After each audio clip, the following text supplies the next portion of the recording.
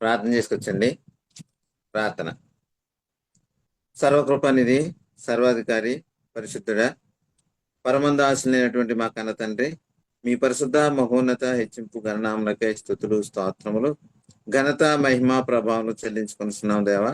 తండ్రి, ఈ సమయం అందు అనేక చోట్ల ఉన్నటువంటి మమ్మల్ని అందరినీ ఈ యొక్క జూమ్ యాప్ ద్వారా తండ్రి నీ సన్నిధిలో ఏకీవింపజేసిన మా కన్న తండ్రి, మీకే అనలేని కృతజ్ఞత స్తుతులు స్తోత్రములు చెల్లించుకొనిస్తున్నాం దేవా. ఈ సమయం అందు మీరు మాకు ఇచ్చినటువంటి ఆ జీవ గ్రంథంలో ఉన్నటువంటి ఆ నీ జీవపు మాటలను మేము తండ్రి పరిశీలించుండగా ఆత్మ ద్వారా రాయించబడినటువంటి సంగతులు, ఆత్మ ద్వారా రాయించబడినటువంటి సంగతులతో చూసుకునడానికి మీ జ్ఞానాత్మను మాకు తోడుగుంచమని అడుగుతున్నాం తండ్రి.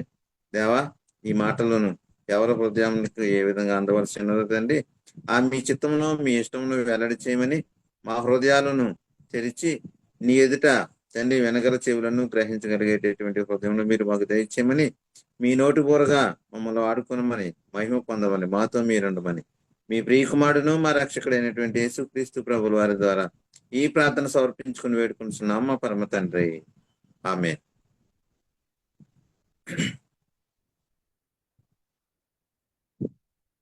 కూడి వచ్చినటువంటి దేవుని కుమారులకు, దేవుని కుమార్తెలకు యేసుక్రీస్తు నామంలో వందనములు. మన తండ్రి అయినటువంటి దేవునికి స్తుతులు స్తోత్రములు. ప్రియులారా, మనం చెప్పుకోబోయేటటువంటి అంశం ఏమిటంటే, బాప్తిసం యేసుక్రీస్తు నామంలోనే ఎందుకు పొందవలెను.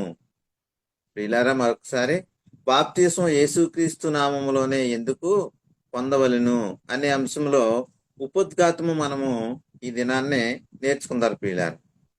మూలవాక్యం మనం చదువుకుందాం. అపోస్తుల కార్యము 2వ అధ్యాయము 38వ వచనంలో ఈ విధంగా రాయబడి ఉంది. ఏంటంటే, పేతురు గారు మాట్లాడుతూ అంటున్నారు, మీరు మారు మనసు పొంది పాపక్షమాపణ నిమిత్తము ప్రతి వాడును యేసుక్రీస్తు నామమున బాప్తిస్మం పొందుడి. ఏమంటున్నారండి? మీరు మారు మనసు పొంది పాపక్షమాపణ నిమిత్తము ప్రతివాడు యేసుక్రీస్తు నామమున బాప్తిస్మం పొందుడి అని చెప్తున్నాడు. ఇక్కడ మనం పరిశీలన చేసినట్లయితే ఒక ప్రశ్న వేసుకుందాం. ఏంటంటే, బాప్తిస్మం యేసుక్రీస్తు నామంలోనే ఎందుకు పొందవలెను? ప్రియులారా, బాప్తిస్మము యేసుక్రీస్తు నామంలోనే ఎందుకు పొందవలెను? ఈ ప్రశ్నకు సమాధానం పొందుకునే ముందు మరి నామము అంటే ఏమిటి అనేది మనం పరిశీలన చేయవలసినటువంటి అవసరం ఉన్నది. ప్రియులారా, ఈ బాప్తిసం యేసుక్రీస్తు నామంలోనే ఎందుకు పొందుకోవాలి అనేటటువంటి అంశాన్ని నేర్చుకునే ముందు నామం అంటే ఏమిటి మనం తెలుసుకోవాలి. అసలు నామం అంటే మహిమ, గుణలక్షణాలు, స్వభావము అని మనం మొదట గ్రహించాలి. నామం అంటే మహిమని, గుణలక్షణాలని, స్వభావం అని మనము మొదట గ్రహించవలసినటువంటి అవసరం ఉన్నది. తండ్రి అయిన దేవుని నామమే కుమారుడైన యేసుక్రీస్తు కలిగి ఉన్నాడని, కుమారుడైన యేసుక్రీస్తు కలిగి ఉన్న నామమే పరిశుద్ధాత్ముడు కలిగి ఉన్నాడని గ్రహించుకొనవలెను. అయితే నామం అంటే పేరు అని మాత్రమే కాదు. నామం అంటే ఏమిటంటే, నామం అనేది మనం నేర్చుకోకపోయినట్లయితే, బాప్తిజం ఇచ్చేవారు, బాప్తిజం తీసుకునేవారు కానీ ఈ సంగతిని ఆలోచించాలి. బాప్తిజం తీసుకోవాలి అంటే నామం అంటే ఏమిటో తెలుసుకోకుండా బాప్తిజం ఎలా తీసుకుంటారు? మరి నామం అంటే మహిమని, నామం అంటే గుణలక్షణమని, నామం అంటే స్వభావం అని తెలుసుకున్నాం మనం. అయితే మనం పరిశీలన చేసినట్లయితే నామము అంటే ఉచ్చారణ మాత్రమే కాదు ప్రియులారా. తండ్రి అయిన దేవుని నామమే కుమారుడైనటువంటి యేసుక్రీస్తు కలిగి ఉన్నాడని, అలాగనే తండ్రి అయినటువంటి దేవుని మహిమే, తండ్రి అయినటువంటి దేవుని మహిమే కుమారుడైనటువంటి యేసుక్రీస్తు కలిగి ఉన్నాడని మనం పరిశీలన చేయొచ్చు ప్రియులారా. అయితే యేసుక్రీస్తు తండ్రి నామములో వచ్చారు అంటే తండ్రి మహిమలో వచ్చారు. యేసుక్రీస్తు తండ్రి గుణలక్షణాలు కలిగి వచ్చారు.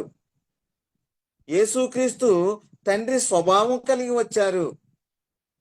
మనం పరిశీలన చేసినట్లయితే మత్తయి సువార్త 5వ అధ్యాయము 43వ వచనం మనం పరిశీలన చేసినట్లయితే అక్కడ ఈ విధంగా రాయబడింది, నేను నా తండ్రి నామమున వచ్చి ఉన్నాను.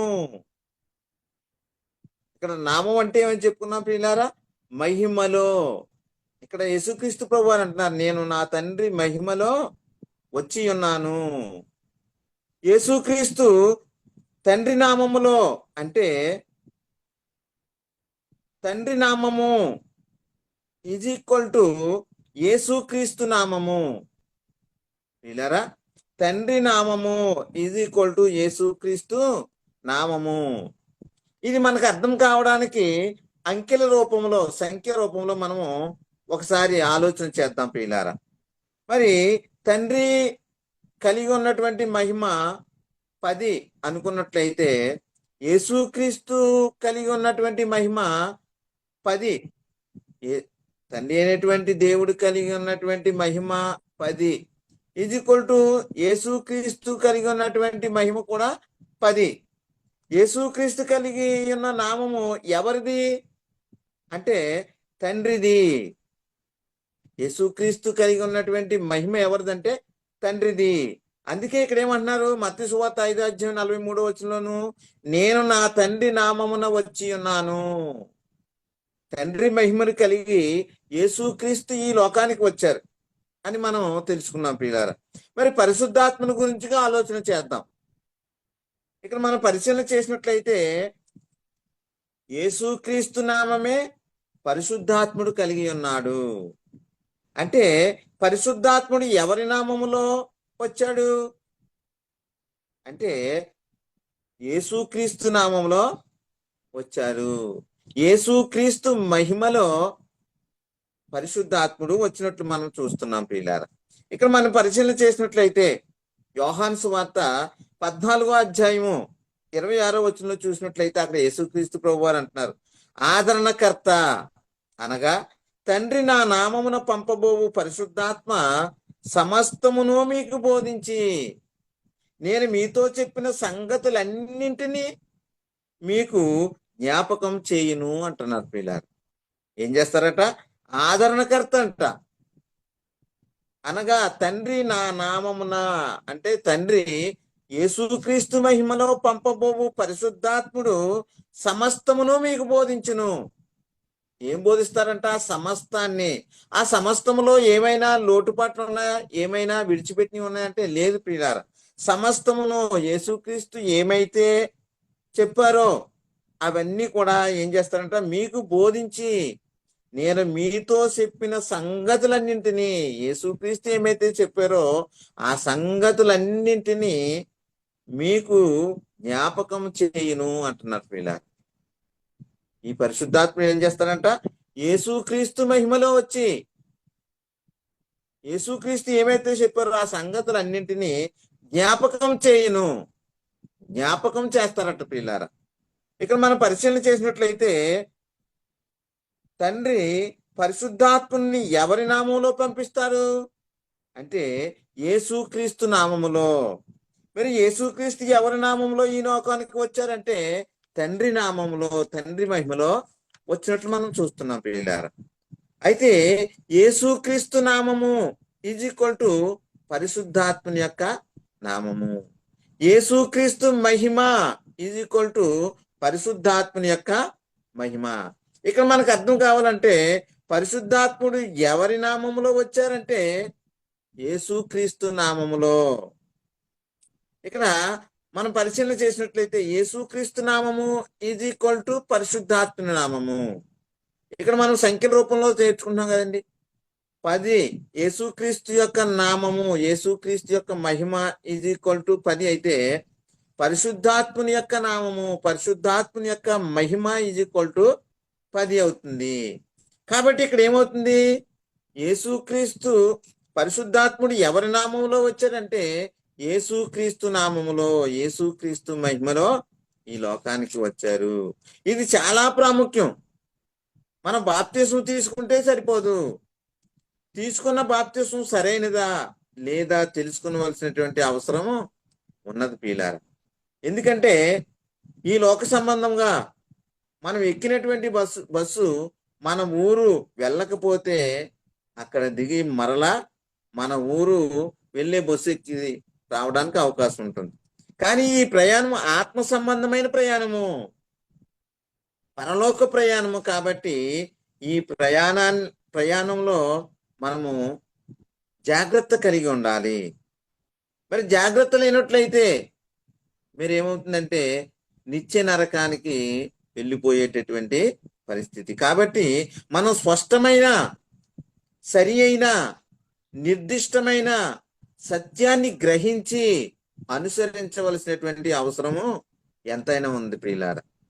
ఇక్కడ మనం పరిశీలన చేసినట్లయితే తండ్రి నామము, యేసుక్రీస్తు నామము, పరిశుద్ధాత్ముడి నామము ఒక్కటే. తండ్రి మహిమ ఈజ్ ఈక్వల్ టు యేసుక్రీస్తు మహిమ ఈజ్ ఈక్వల్ టు పరిశుద్ధాత్ముని మహిమ. ఇక్కడ మనం పరిశీలన చేసినట్లయితే తండ్రి మహిమ ఈజ్ ఈక్వల్ టు యేసుక్రీస్తు మహిమ, యేసుక్రీస్తు మహిమ ఈజ్ ఈక్వల్ టు పరిశుద్ధాత్ముని యొక్క మహిమ. ఈ ముగ్గురు ఒకే మహిమను కలిగి ఉన్నారు. ఈ ముగ్గురు కలిగి ఉన్న మహిమ నామము ఒక్కటే. తండ్రి మహిమ ఈజ్ ఈక్వల్ టు 10 అనుకున్నట్టయితే యేసుక్రీస్తు మహిమ ఈజ్ ఈక్వల్ టు 10. అలాగే పరిశుద్ధాత్ముని మహిమ ఈజ్ ఈక్వల్ టు 10. ఇక్కడ పరిశీలన చేసినట్లయితే తండ్రి యొక్కయు, కుమారుని యొక్కయు, పరిశుద్ధాత్ముని యొక్కయు నామము అంటే ఈ ముగ్గురు కలిగి ఉన్న నామము, ఈ ముగ్గురు కలిగి ఉన్న మహిమ ఎంత అంటే 10. వీళ్ళారా ఇక్కడ సమానమైనటువంటి మహిమ కలిగి ఉన్నారు. 10 is equal to 10 is equal to 10.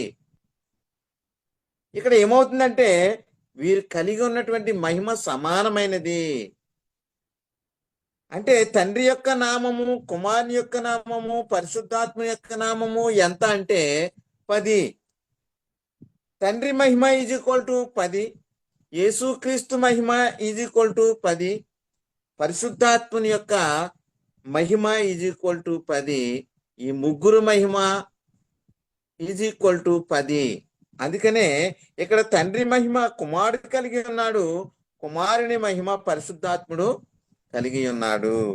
వీరి ముగ్గురు సమానమైన అయినటువంటి మహిమ కలిగి ఉన్నారు. అందుకే అపోస్తలులు ఏమని చెప్పారంటే యేసుక్రీస్తు నామములో బాప్తిస్మం పొందుడి అని చెప్పారు ప్రియులారా.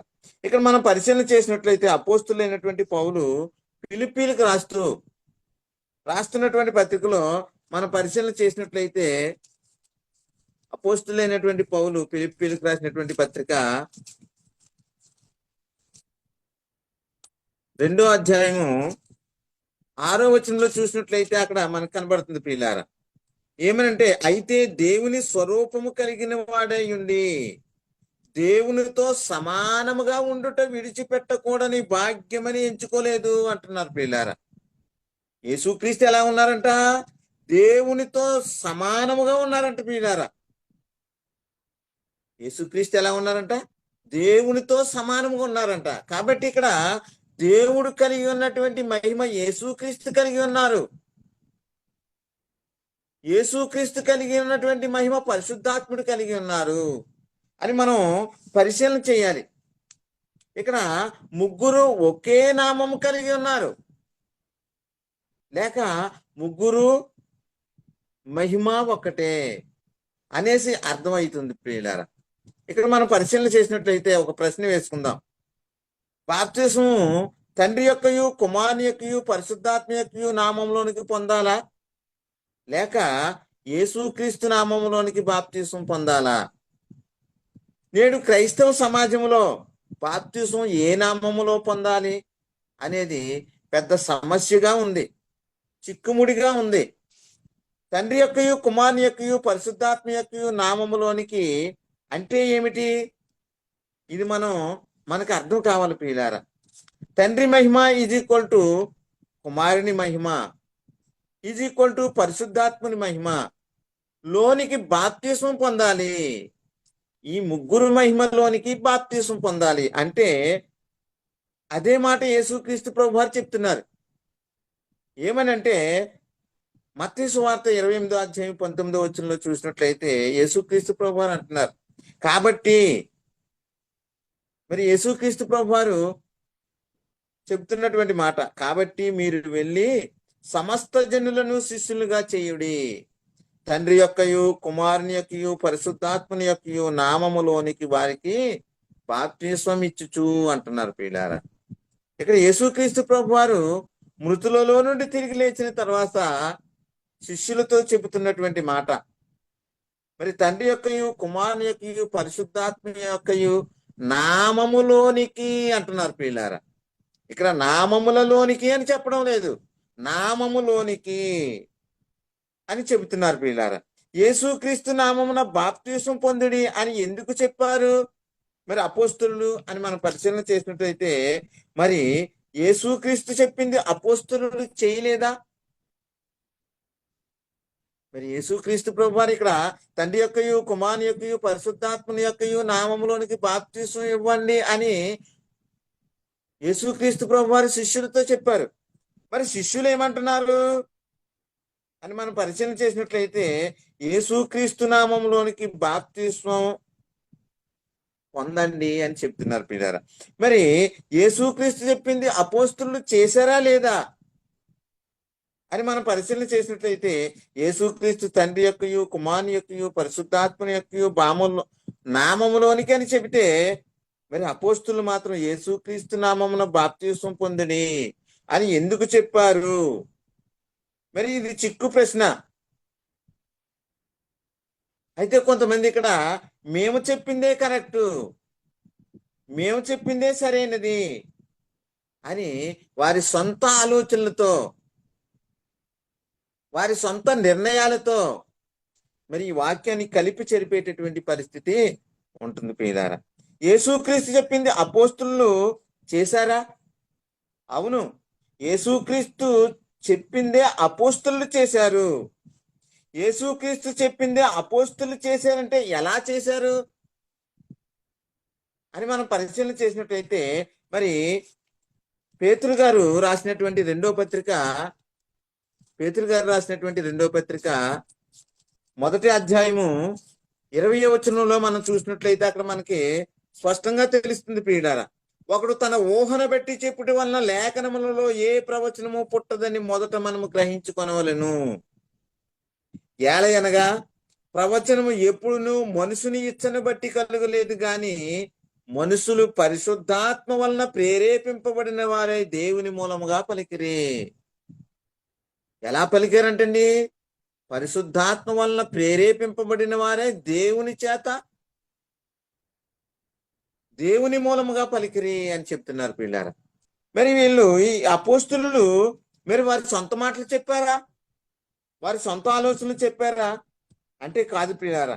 మనం చాలా జాగ్రత్తగా ఆలోచించాలి. ఎందుకంటే మనం పరలోక ప్రయాణంలో ఉన్నాము. పరలోక ప్రయాణంలో మొదటి మెట్టు బాప్తిస్మము. బాప్తిస్మం తీసుకున్న ద్వారా పరలోక రాజ్యంలో ప్రవేశిస్తున్నాం. మరి నికోదేము ఏమంటున్నాడు యేసుక్రీస్తు దగ్గరికి వచ్చి అని మనం పరిశీలన చేసినట్లయితే, యోహాను సువార్త 3వ అధ్యాయం 4-5 వచనాలను మనం పరిశీలన చేసినట్లయితే, యోహాను సువార్త 3వ అధ్యాయము 4-5 వచనాలు చూసినట్లయితే, అందుకు యేసు అతనితో, ఒకడు క్రొత్తగా జన్మించితేనే గాని అతడు దేవుని రాజ్యమును చూడలేడని నీతో నిశ్చయముగా చెప్పుచున్నాను అనెను. అందుకు నికోదేము అంటున్నాడు, ముసలివాడైన మనుషుడు ఎలాగూ జన్మింపగలడు? రెండో మారు తల్లి గర్భమందు ప్రవేశించి జన్మింపగలడా అని ఆయనను అడుగగా యేసుప్రభు వారు అంటున్నారు, ఒకడు నీటి మూలముగాను ఆత్మ మూలముగాను జన్మించితేనే గాని దేవుని రాజ్యములో ప్రవేశింపలేడు అని చెప్తున్నారు ప్రియులారా. ఎలాగంట? క్రొత్తగా జన్మించాలట. ఈ క్రొత్తగా జన్మించినట్లయితే దేవుని రాజ్యంలో ప్రవేశించేటటువంటి అవకాశము ఉంటుంది. ఈ క్రొత్తగా జన్మించేవారు ఎలా జన్మించాలి అంటే, తండ్రి యొక్కయు కుమారుని యొక్కయు పరిశుద్ధాత్మ యొక్కయు నామములోనికి బాప్తిస్మం పొందాలా. వీరి ముగ్గురు కలిగి ఉన్నటువంటి మహిమ ఒకటే అని తెలుసుకున్నటువంటి మనము మరి ఏ నామములోనికి బాప్తిసం తీసుకుంటే రాజ్యంలోనికి, పరలోక రాజ్యంలోనికి ప్రవేశిస్తారంటే, ఇక్కడ చూసినట్టయితే సహోదరులారా, తండ్రి యొక్కయు కుమారుని యొక్కయు పరిశుద్ధాత్మ యొక్కయు నామము ఈజ్ ఈక్వల్ టు యేసుక్రీస్తు నామము. ఏంటండి ప్రియులారా? తండ్రి యొక్కయు కుమారుని యొక్కయు పరిశుద్ధాత్మని యొక్కయు నామము ఈజ్ ఈక్వల్ టు యేసుక్రీస్తు నామము. తండ్రి నామము ఈజ్ ఈక్వల్ టు 10 అనుకుంటే కుమారుని నామము ఈజ్ ఈక్వల్ టు 10 అవుతుంది ప్రియులారా. పరిశుద్ధాత్మని యొక్క నామము కూడా 10 అవుతుంది. మరి తండ్రి యొక్కయు కుమారుని యొక్కయు పరిశుద్ధాత్మ యొక్కయు నామములోనికి బాప్తిసం ఇవ్వాలంటే యేసుక్రీస్తు చెప్పింది చాలా స్పష్టంగా చెప్పారు. నామములోనికి అన్నారు, కానీ నామములలోనికి అని అనలేదు. ఈ ముగ్గురు కలిగి ఉన్న నామము లేక ఈ ముగ్గురు కలిగి ఉన్న మహిమ ఈజ్ ఈక్వల్ టు 10 అవుతుంది కదా. అర్థం చేసుకోవలసినటువంటి అవసరం ఉన్నది ప్రియులారా. ఎందుకంటే మరి అపోస్తులు మరి యేసుక్రీస్తు చెప్పినట్లు చేయలేదంటే, యేసుక్రీస్తు ఏమైతే చెప్పారో అదే చేశారు. ఇక్కడ మనం పరిశీలన చేసినట్లయితే ఈ ముగ్గురు కలిగి ఉన్నటువంటి నామము, ఈ ముగ్గురు కలిగి ఉన్నటువంటి మహిమ ఈజ్ ఈక్వల్ టు 10 కాబట్టి ఇక్కడ యేసుక్రీస్తు నామములోనికి బాప్తిసం పొందండి అని చెప్పారు ప్రియులారా. మేము నమ్మేదే కరెక్టు. మరి ఈ లోకంలో జరుగుతున్నటువంటి బోధ ఏంటంటే, మేము నమ్మేదే కరెక్టు, మేము చెప్పేదే సరి అయినది అనేటటువంటి భ్రమలో బైబిల్ చెప్పేది చేయక అపోస్తులను అనుసరించింది, పరిశుద్ధాత్ముడు అపోస్తుల ద్వారా వేసినటువంటి పునాది మీద కట్టబడక వారి సొంత ఆలోచనలతో మరి వారి యొక్క ఆలోచనలకు తట్టినటువంటి రీతిగా మరి ఇక్కడ బాప్తీసాలు ఇచ్చేటటువంటి పరిస్థితిలో ఉన్నారు ప్రియులారా. అందుకే అపోస్తులు యేసుక్రీస్తు నామంలోనికి అనగా ఈ ముగ్గురు కలిగి ఉన్న మహిమలోనికి మరి బాప్తీసం పొందమని చెప్పారు. ఇక్కడ మనం పరిశీలన చేసినట్లయితే అంటే ఈ ముగ్గురు కలిగి ఉన్న మహిమ సమానమే. ఈ ముగ్గురు కలిగి ఉన్నటువంటి మహిమ ఒకటే మహిమ కలిగి ఉన్నారు. మనం పరిశీలన చేసినట్లయితే తండ్రి అయినటువంటి దేవుడు కలిగి ఉన్నటువంటి మహిమ యొక్క వాల్యూ 10 అనుకున్నట్లయితే యేసుక్రీస్తు కలిగి ఉన్నటువంటి మహిమ యొక్క వాల్యూ కూడా 10. అలాగనే పరిశుద్ధాత్ముడు కలిగి ఉన్నటువంటి మహిమ వాల్యూ కూడా 10. కాబట్టి తండ్రి మహిమ ఈజ్ ఈక్వల్ టు 10, కుమారుడు కలిగి ఉన్నటువంటి మహిమ ఈజ్ ఈక్వల్ టు 10, అలాగనే పరిశుద్ధాత్ముడు కలిగి ఉన్నటువంటి మహిమ ఈజ్ ఈక్వల్ టు 10. కాబట్టి వారు ముగ్గురు కలిగి ఉన్నటువంటి మహిమ ఈజ్ ఈక్వల్ టు 10.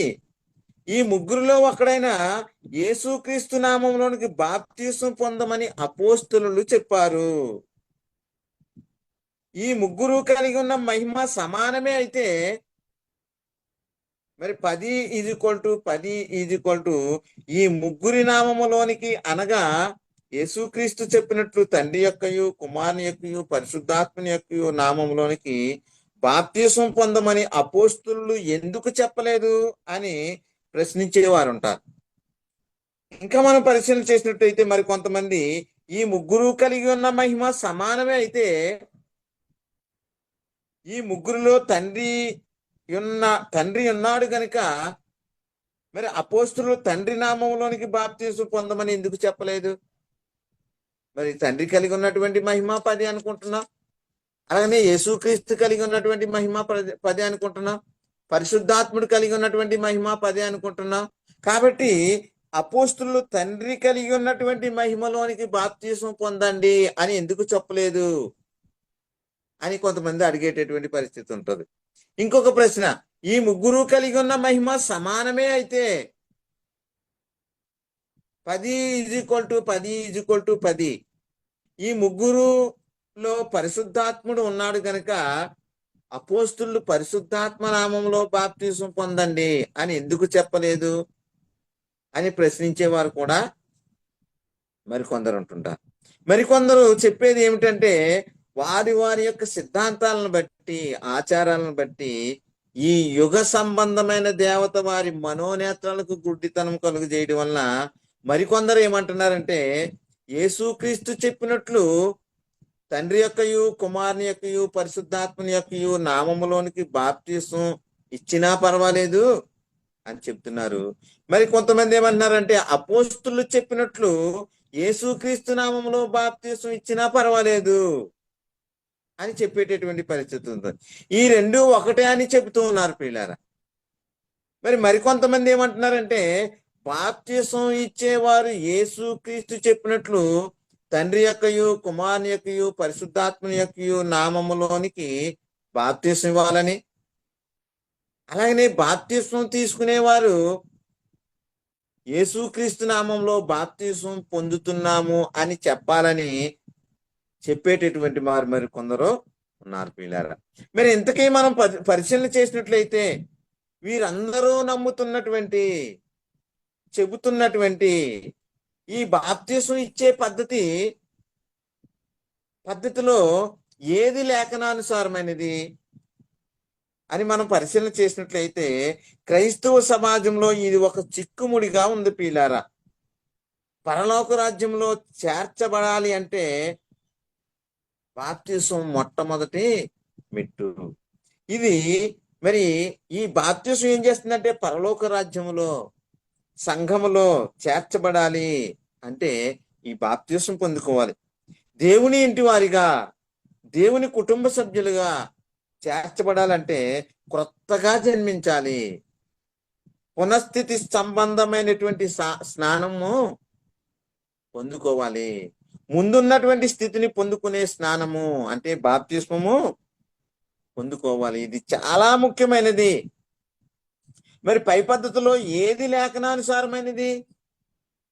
తండ్రి యొక్కయు కుమారుని యొక్కయు పరిశుద్ధాత్మని యొక్కయు నామములో యేసుక్రీస్తు చెప్పినట్లు ఇవ్వడమా? మరి అపోస్తులు చెప్పినట్లు యేసుక్రీస్తు నామంలో బాప్తిసం ఇవ్వడమా? మరి ఇచ్చేవారు తండ్రి యొక్కయు కుమారుని యొక్కయు పరిశుద్ధాత్మని యొక్కయు నామములో ఇవ్వాలి, తీసుకునేవారు యేసుక్రీస్తు నామంలో బాప్తిసం తీసుకోవాలి అని చెప్పింది లేఖనానుసారమైనదా అని మనం పరిశీలన చేసినట్లయితే, యేసుక్రీస్తు చెప్పింది అపోస్తులు చేశారా లేదా? మరి తన సొంత బోధ ఏమైనా చేశారా అంటే మనం పరిశీలన చేసినట్లయితే యోహాను సువార్త 16వ అధ్యాయము, యోహాను సువార్త 16వ అధ్యాయము 13వ వచనాన్ని మనం పరిశీలన చేసినట్లయితే అక్కడ మరి యేసుక్రీస్తు ప్రభు వారు చెప్తున్నారు